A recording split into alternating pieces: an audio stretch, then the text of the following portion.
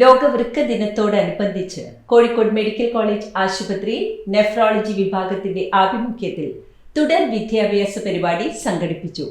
Medical college principal KG Sajith Kumar ഉദ്ഘാടനം ചെയ്തു. Doctor Thomas Mathew സന്ദേശം നൽകി. നെഫ്രോളജി വിഭാഗം മേധാവി doctor KP Naushad, doctor EK Jayakumar, doctor Rajaratnam Krishnan തുടങ്ങിയവർ നേതൃത്വം നൽകി. തുടർന്ന് വിവിധ സെഷനുകളിൽ ക്ലാസുകൾ നടന്നു.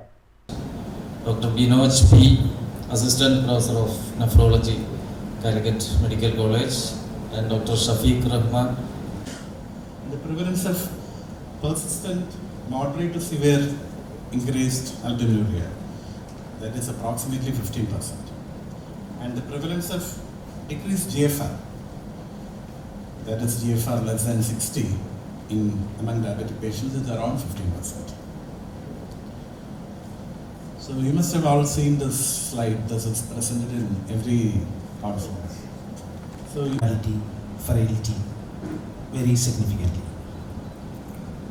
So when I go through the literature, the incidence of ESRD, the ESRD end-stage renal disease in population vary from 1% to 13%, and this variability may be due to ethnic difference, genetic difference, settings, cohorts they studied.